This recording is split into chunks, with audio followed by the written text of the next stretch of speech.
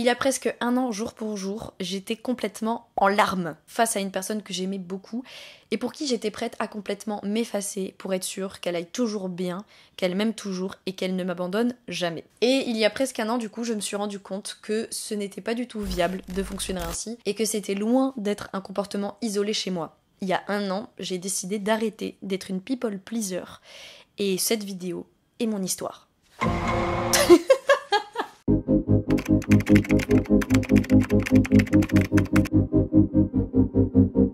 Bonjour à toutes et à toutes, bienvenue dans cette nouvelle vidéo. J'espère que vous vous portez le mieux possible, j'ai envie de dire. Aujourd'hui, on se retrouve pour une nouvelle vidéo que je suis très heureuse de vous partager parce que, comme toujours, elle sort du cœur et surtout, elle sort de un an de réflexion, un an de thérapie, un an voilà, de plein de recul que j'ai eu sur la chose et que j'ai très hâte de vous partager parce que pour moi, c'est d'utilité publique. Parce que je pense que parmi vous, il y a plein je vais réussir à parler, de petits people pleasers qui s'ignorent et qui n'attendent que de changer pour se retrouver à nouveau eux-mêmes. Et puisque nous sommes en famille et que je dois rejoindre des amis après, je vais vous parler de cette vidéo tout en faisant ma petite skincare du love parce que c'est très important de se préoccuper de son mental, ça l'est tout autant de s'occuper de sa face. Et pour ma skincare, vous allez avoir tous les produits qui vont être référencés en vidéo et qui proviennent, laissez-moi vous montrer, c'est assez fou, de ce calendrier de l'Avent de chez YesStyle, qui est d'ailleurs disponible mardi 22 octobre, et qui part très vite, donc faites attention, voilà, si vous voulez en avoir un,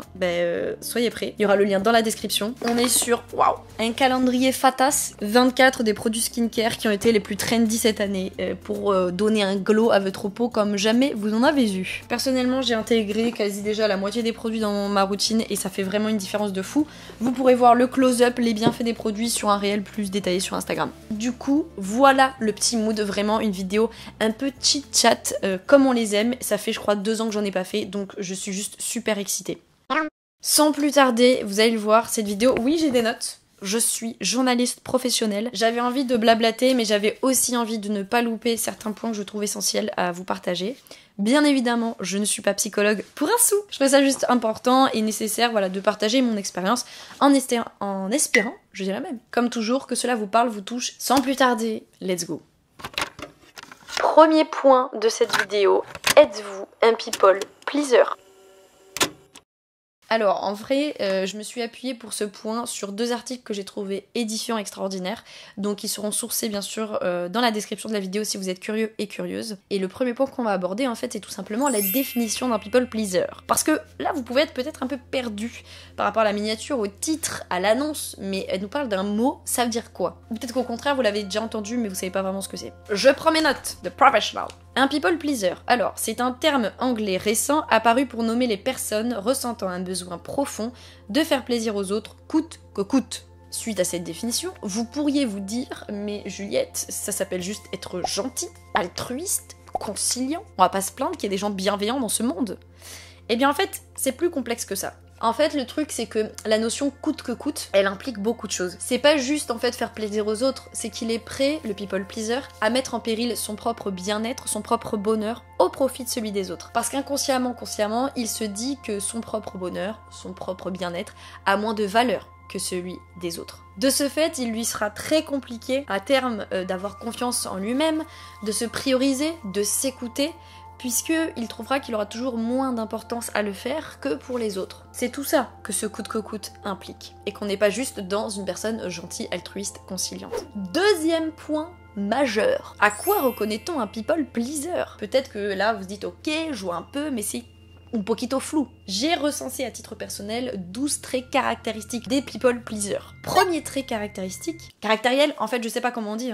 Le people pleaser, ça va être quelqu'un qui va refuser très peu de choses pour ne pas dire rien. Le people pleaser va dire oui souvent à toute sollicitation parce qu'il aura le sentiment que dire non devrait être justifié de manière ultra légitime. Par exemple à la question « Ouais, tu viens à la soirée ?» Le people pleaser ne pourra jamais répondre juste un « Non, je suis fatigué. Non, j'ai un peu la flemme, je t'avoue. Non, la semaine a été compliquée. » Le people pleaser dira oui. Deuxième trait, le people pleaser va détecter et anticiper les besoins des gens, les besoins d'autrui, avant même que ces personnes n'aient à les verbaliser. Troisième trait, le people pleaser va avoir des standards d'exigence très élevés pour lui-même, parce qu'il aura toujours le sentiment de ne jamais être assez. Par contre, n'aura jamais ces mêmes standards pour autrui. Ainsi, il pourra lui arriver de recevoir des formes imparfaites d'amour, voire peu saines, mais ça lui posera pas de problème parce qu'en fait, dans sa tête, il se dira que c'est la forme d'amour qu'il, elle, mérite. Quatrième trait caractériel, caractéristique, on ne sait toujours pas. Le people pleaser va se mettre la pression quant au fait de satisfaire les attentes d'autrui, de peur que s'il n'atteint pas ses attentes, il ne soit pas aimé, apprécié, et donc, in fine, qu'il soit rejeté. Cinquième trait, le people pleaser va être très empathique, très à l'écoute des sentiments, des émotions, des histoires des autres personnes, mais pas du tout avec ses émotions, ses histoires à lui. Encore une fois, on est sur une question de légitimité. La peine d'autrui, ou peu importe l'émotion qu'il a ressentie, la colère, la jalousie, l'amour, la joie, aura toujours plus de cachet chez les autres que chez lui-même. Sixième trait, le people pleaser ne se sentira bien dans sa peau et dans son mental que avec la validation d'autrui. Son propre jugement ne sera jamais suffisant à lui seul. Septième trait, le people pleaser va se fondre dans les problèmes des autres comme si c'était les siens. Par contre, ses problèmes à lui, il va pas tellement s'y fondre. Huitième trait, le people pleaser peut aller jusqu'à supprimer ses propres pensées, ses propres ressentis pour corroborer à ceux majoritaires, afin de garantir la paix du groupe, l'équilibre du groupe, quitte à sacrifier sa propre paix, son propre équilibre à lui. Neuvième trait, le people pleaser a logiquement peu de temps pour lui, puisque naturellement, il va le dévouer aux autres, se disant qu'ils en ont plus besoin, qu'ils méritent plus cette dévotion. Dixième trait, quand il va y avoir un conflit, le people pleaser va toujours immédiatement tenter de l'apaiser par tous les moyens, en se rabaissant très souvent, surtout quand en fait c'est l'autre qui a tort. Il suffit pas d'avoir raison, de savoir qui souffre. Dans tous les cas, le people pleaser va apaiser les tensions. Onzième trait, le people pleaser aura toujours la sensation de marcher sur des œufs avec autrui, parce qu'il aura toujours peur en fait de les froisser avec n'importe quel acte, quel mot qu'il pourrait faire ou dire. Douzième trait, pas des moindres, le people pleaser, pour le moindre de ses actes, va rechercher la validation d'autrui. Ça rejoint un peu la validation du corps, de l'esprit, là, mais ça peut être des petits actes, mais vraiment genre stupides. Bien sûr, ce sont des traits que j'ai recensés moi-même, mais il n'y a pas d'histoire de faut cocher toutes les cases, ou s'il y en a que vous avez en plus, everything is possible, you know. Enfin, sur la question de êtes-vous un people pleaser, ou plutôt qu'est-ce qu'un people pleaser, on va avoir le pourquoi on en devient un. Parce que oui, laissez-moi rompre la magie, on ne naît pas people pleaser, on le devient. J'ai toujours rêvé de dire cette phrase un jour, bon, j'aurais aimé qu'elle arrive dans un autre contexte. Vous connaissez l'adage, l'être humain est un animal sociable, ou social, je ne sais jamais en fait. L'être humain, il est fait pour vivre en groupe quand même, alors même si c'est très réduit, il n'est pas fait pour vivre trop en ermite, et il a besoin de la reconnaissance, de la validation, de l'amour, de l'attention de ses pairs pour se construire de manière saine dans la société qu'il intègre. Le problème étant qu'en fait, dans certains schémas familiaux, puisque l'enfance conditionne énormément l'individu qu'on est plus tard, il y a beaucoup d'enfants qui vont intégrer très tôt que la seule manière de recevoir de l'amour va être conditionnée au fait qu'il ne fasse pas trop de bruit, qu'il ne fasse pas de vagues, qu'il n'ait jamais un comportement qui sorte des clous, qu'il soit toujours à aider, à anticiper les besoins de tout le monde, les réactions de tout le monde. En fait voilà, qu'ils vont avoir une forme d'amour conditionné. Il ne leur suffira pas de simplement exister pour être aimé, il faudra qu'ils fassent des choses, qu'ils prouvent des choses pour être aimés. Et ça peut dépendre de beaucoup de facteurs, bien sûr, de la culture de la famille dans laquelle l'enfant grandit, du genre que l'enfant va avoir, de la place qu'il va occuper dans la fratrie, etc., etc. Et en fait, le truc, c'est que cet aspect de people pleasing qu'on développe très tôt, quand on est un enfant, c'est une réponse traumatique à un climat souvent de violence. Alors ça peut être des violences, il y a des piliers de violence, et les violences, c'est très subjectif à chacun.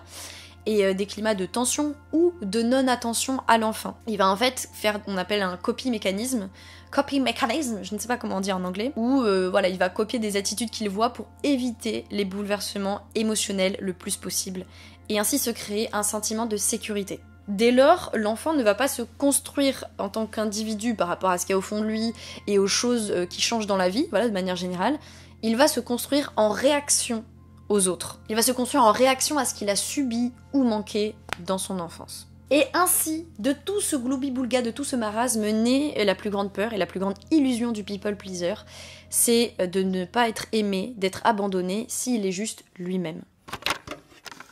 Bon, là on a mis les deux pieds dans le plat comme on dit, puisque je vais vous partager désormais ma petite histoire.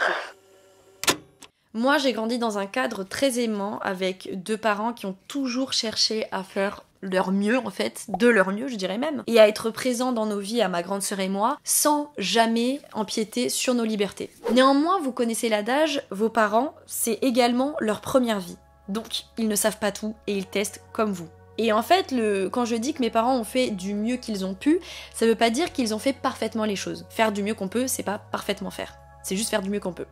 Il faut pas oublier que eux-mêmes agissent aussi en fonction de leur passé, en fonction de ce qu'ils ont vécu dans leur propre enfance et dans leur construction en tant qu'adultes. Et donc même si j'ai la chance d'avoir des parents qui se remettent en question, voilà, qui s'interrogent toujours sur leur qualité parentale, ça reste en fait des êtres humains et donc ça reste des personnes imparfaites qui font des actes imparfaits parfois. Et en ce sens, du coup, dès mon plus jeune âge, comme on dit, en réaction à certaines choses que je voyais qui périclitaient donc dans la relation entre mes parents, ma sœur par exemple, j'ai adapté des comportements, j'ai même adopté on va plutôt dire, des comportements permettant de garder un statu quo, de garder un statut d'équilibre. Ainsi, à mon sens, il fallait, pour que tout se passe bien, que je sois impérativement bonne à l'école, docile, que je ne remette jamais en question l'autorité d'un adulte, surtout celle parentale, que je parle pas trop fort, que j'écoute plus que je ne parle, surtout les adultes, que je ne sois pas trop sensible, trop susceptible, que j'aide sans qu'on ait à me le demander, ou que quand on me le demande, faut que je sois disponible très rapidement, et que pour que j'ai certaines conversations avec des adultes, il fallait que j'ai des sujets qui puissent les intéresser, sur lesquels ils aient envie de partager avec moi. Et le problème en fait c'est que ce copy-mécanisme, il a mis longtemps pour moi à être développé, ce qui fait que quand j'étais petite, j'avais pas vraiment beaucoup de potes. Donc je me greffais à des groupes de meufs populaires pour avoir le plus d'intégration, enfin semblant d'intégration possible. Ce mécanisme-là, il s'est dilué, mais il a quand même continué jusqu'à la fac. J'ai rencontré des amis avec qui j'étais plus moi-même, bien sûr, et avec qui j'ai fondé beaucoup plus de choses, mais j'avais toujours ce truc en fond, voilà, de correspondre aux attentes. Ainsi, jusqu'à la fin de mon master, voilà, je me disais, faut pas que je fasse de vagues, faut pas que je sorte des clous, faut que je continue d'avoir beaucoup d'amis, de rendre fière ma famille, mes proches, ma mère, d'avoir des conversations que mon père puisse aimer, sur lesquelles on puisse partager, et même que j'ai des relations amoureuses validées par les autres, par le regard extérieur, qu'on puisse me dire, c'est bien, t'as de la chance d'être avec cette personne.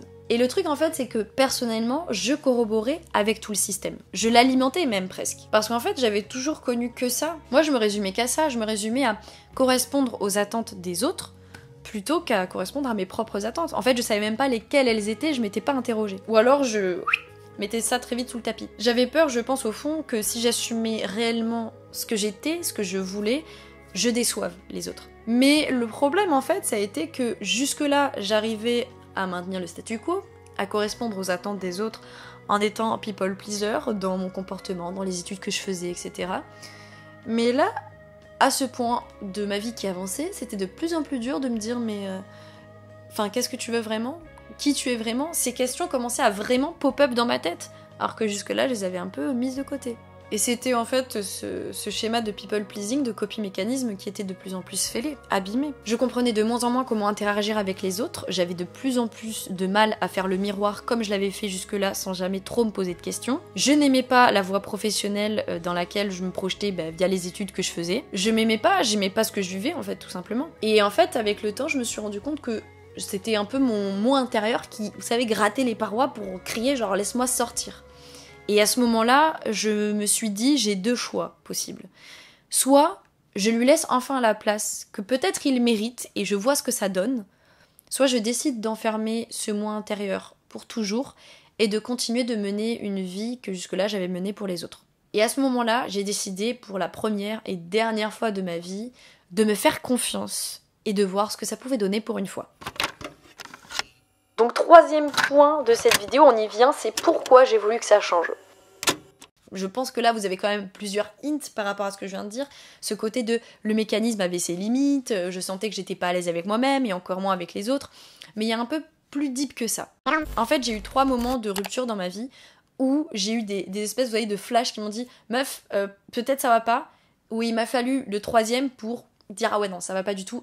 Et là ça change. Mais avant ces 3 moments de rupture, faisons les pourquoi rationnels de vouloir ne plus être un people pleaser. Premier point en fait, c'est que je n'étais jamais vraiment moi-même à à 100% avec qui que ce soit, parce que je n'existais qu'en réaction à ce qui pourrait faire plaisir aux autres. Alors là, vous allez sûrement dire, mais Juliette, on n'est jamais 100% nous-mêmes avec tout le monde. Je suis d'accord, mais là, on parle même pas d'un 60%, quoi. C'était factice, en fait. J'étais le miroir de ce que les autres attendaient que je sois pour eux. Ou de surtout ce que je croyais que les gens attendaient que je sois pour eux. Parce que pour moi, c'était la seule manière que je sois aimée par autrui, de correspondre à leur volonté. Ainsi, j'étais le clown, j'étais celle qui écoute, j'étais celle qui reçoit, j'étais celle qui pouvait prendre le lead pour soulager les autres.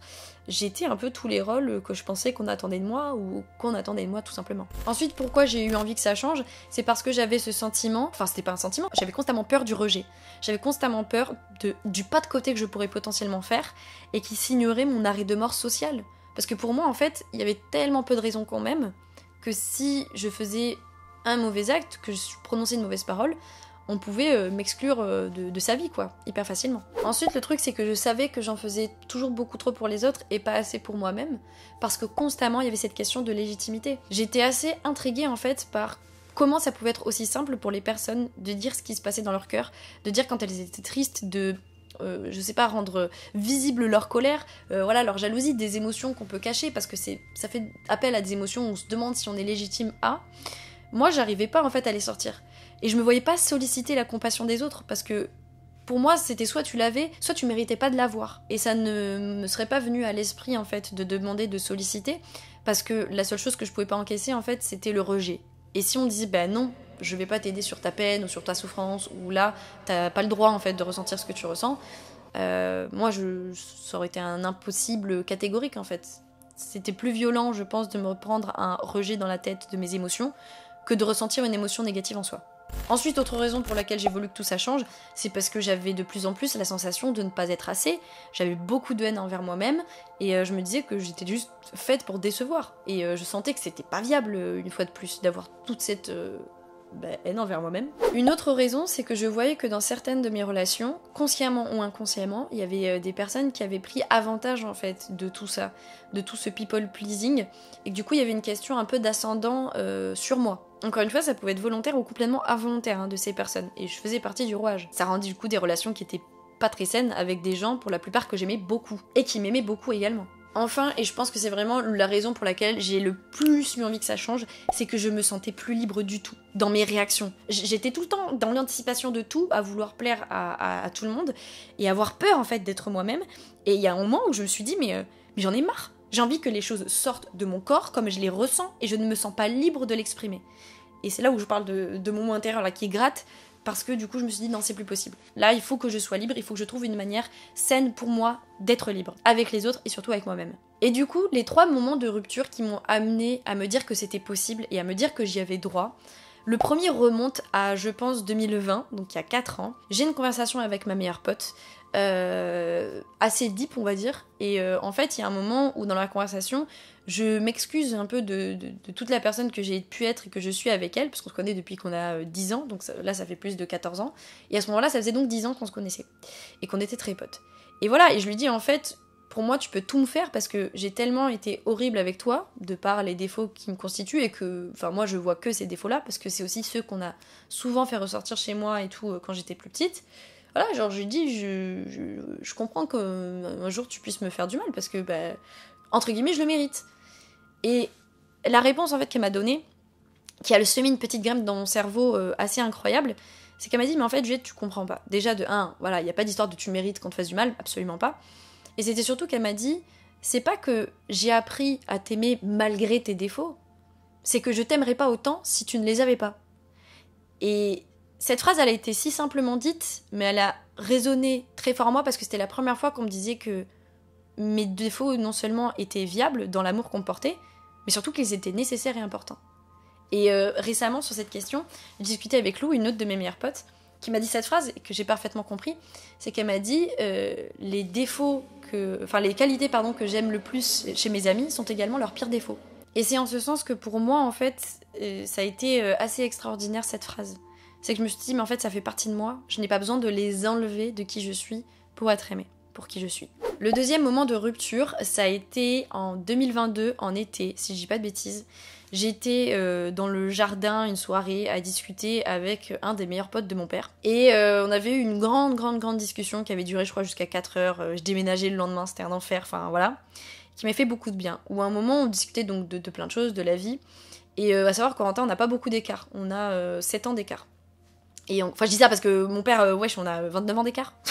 Bon. Et le fait que on discute, et à un moment, il me dit, voilà, Juliette, t'es quelqu'un de très drôle, de très gentil, de très intelligent, de belle, t'es ambitieuse, tu sais ce que tu veux. Tu vas jamais faire un faux pas. Tu vas jamais faire un pas à côté de la plaque qui va te décevoir. Et donc moi, je suis un peu en mode, merci, Coco, enfin, tu es malade ou quoi? Je vais rougir. Et lui me dit, non, mais c'est pas forcément un compliment, en fait, tout ce que je te dis. C'est que dans ta vie, t'as besoin, à certains moments, de te planter. Déjà parce que t'auras pas le choix, parce que tu peux pas tout anticiper tout le temps, et surtout, t'en auras besoin pour affirmer qui tu es, et pour savoir qui tu es.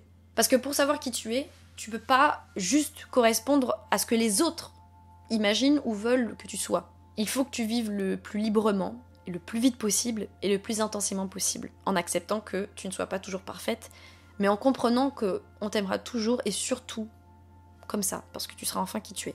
Et ça, sur la question d'avoir le droit potentiel de décevoir, et que en fait ça faisait partie de la liberté d'explorer qui j'étais, ça a été une pierre à l'édifice de plus extraordinaire sur j'ai pas besoin toujours de maintenir ce statut d'exigence envers moi-même.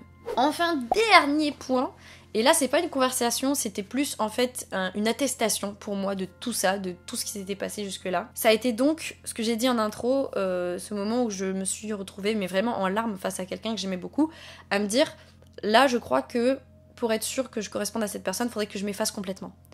Et où je pense, il y a eu un instinct de survie dans mon cerveau qui m'a dit mais non, non. Genre là, en fait, non, on arrête. Jusque-là, tu t'effaçais un petit peu à chaque fois avec les personnes.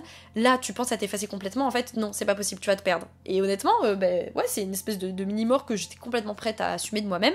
Et où mon instinct de survie a dit stop. Ouh, waouh, on arrête, feu rouge. Temps mort. Et c'est donc suite à cet événement que je suis rentrée chez moi. J'ai pris rendez-vous chez la psy. Et je me suis dit, c'est maintenant que ça change. Alors, point 4, comment j'ai effectué le changement? Ce qui peut potentiellement vous intéresser si vous êtes dans la même situation ou si vous vous sentez concerné par ces derniers propos. Simple, efficace, je suis allée voir une psychologue. J'en ai déjà pas mal parlé dans mon podcast de voilà, mon chemin avec la psychologie. C'est encore, je trouve, trop tabou. J'ai évité d'en parler pendant certains temps parce que je trouve que c'est très privé une thérapie. Et dans tous les cas, voilà, je dirais pas foncièrement tout ce qu'il en ressort parce que c'est personnel. Mais sur l'accès à la thérapie, je trouve que ce sera jamais trop tabou d'en parler, puisqu'il y a des personnes qui sont encore persuadées qu'il faut qu'elles aient un motif légitime de souffrance pour aller voir un psychologue, une psychologue. Je crois que parmi tous mes potes, moi comprise, qui sont allés voir une psy, à la première question qu'ils vous posent en général, c'est pourquoi vous êtes là ou est-ce que ça va?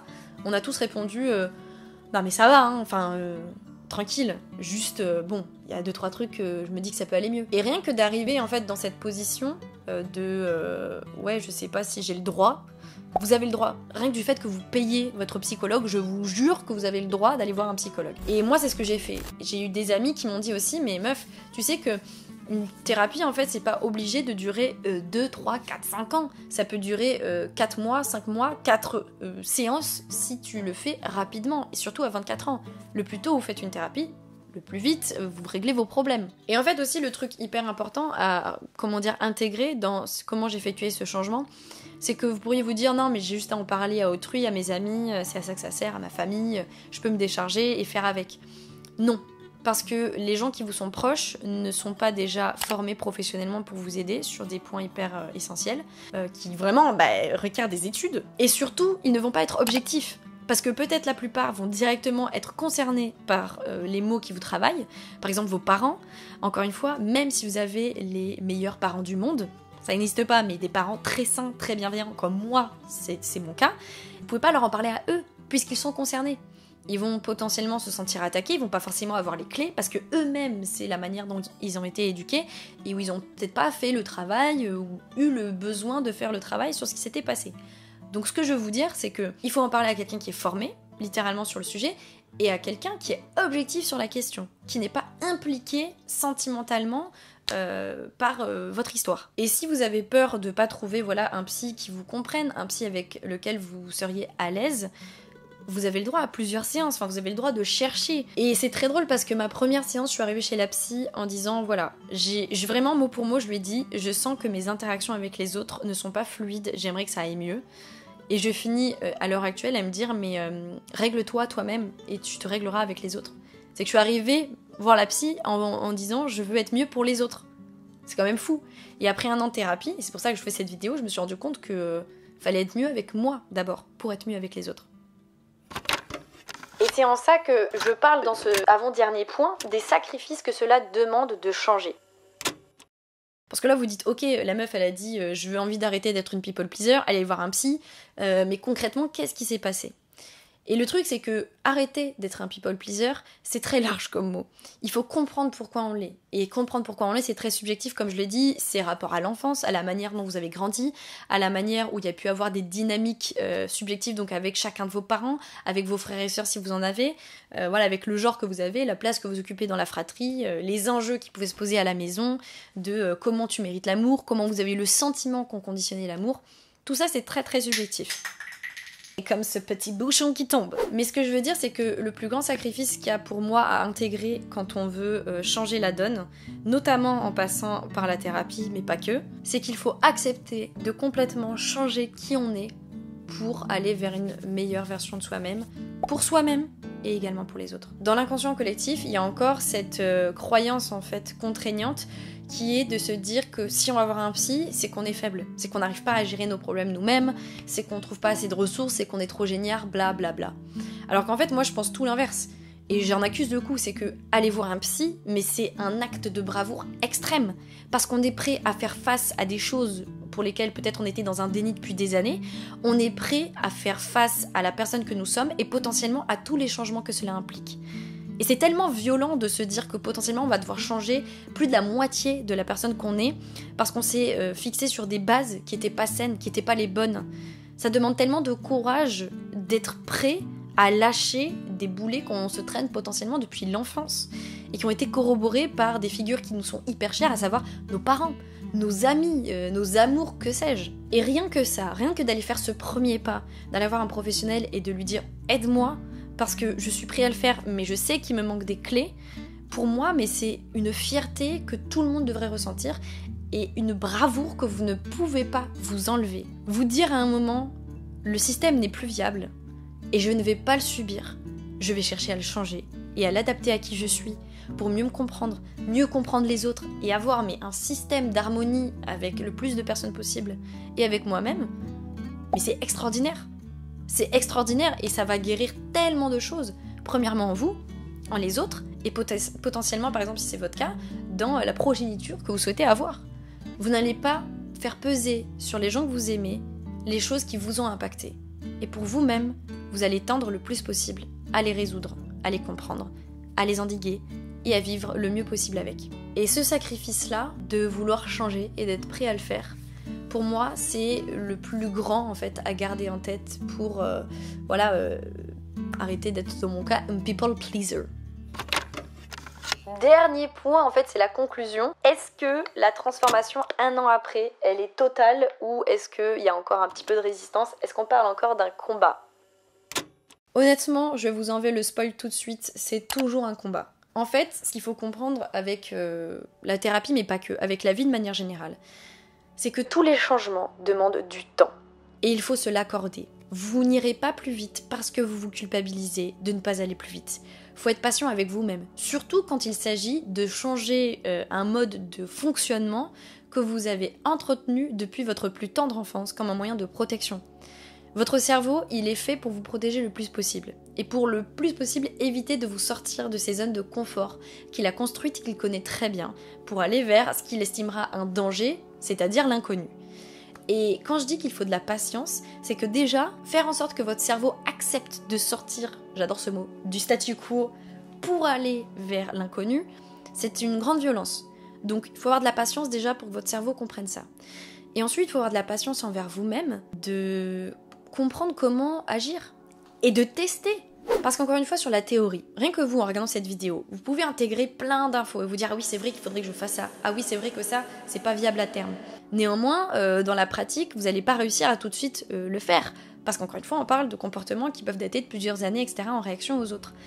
Il ne faut pas vous dire « Ah ben je suis nulle, ah ben je suis pas capable, bon ben tant pis, bon ben je reste comme ça ». Parce que pensez à des petites graines, des graines qui se sèment. Un humain, ça évolue tellement doucement. Et d'ailleurs j'ai envie de dire, plus vous embrassez cette évolution douce, plus vous la couvez, vous en prenez soin, mais plus vous allez grandir enchevêtré avec de la meilleure manière. J'arrive plus à parler. De la meilleure manière possible. Et par exemple, dans mon cas, donc, d'arrêter d'être un people pleaser, il y a eu cette première patience de changer le système, d'accepter que ça va prendre nécessairement du temps. J'apprends encore des choses en thérapie sur des trucs qui ont pu me trigger et qui font de moi qui je suis. Et en dehors de la thérapie, j'apprends avec la vie, de manière générale. J'apprends avec les gens qui m'entourent, avec les événements qui surviennent, avec la nature qui change. Il y a tout ça.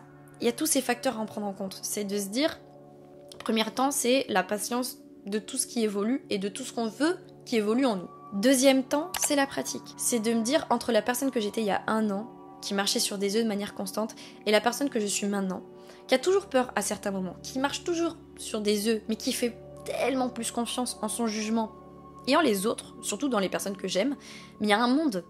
Et ça s'est fait, pareil, de manière progressive. J'ai pas fait confiance 100% dans mes jugements du jour au lendemain. J'apprends à le faire petit à petit, en appliquant des systèmes qui me correspondent, que je cherche à tâtons. Je lis, je regarde des films, pas que des trucs de développement personnel, mais ce que je veux dire, c'est que je me nourris, j'écoute les autres, je parle.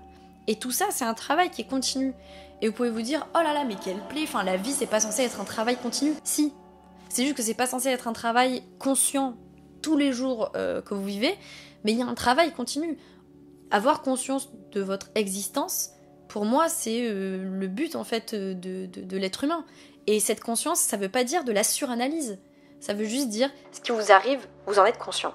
C'est tout. Vous ressentez les choses. L'amour que vous recevez de vos proches, vous en êtes conscient.